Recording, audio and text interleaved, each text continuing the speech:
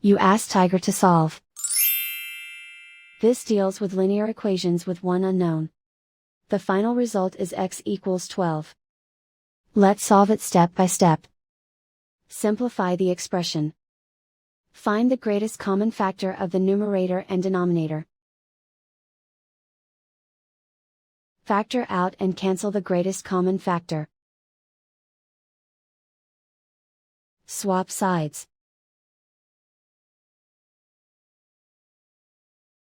Isolate the x. Multiply both sides by 15. Group like terms.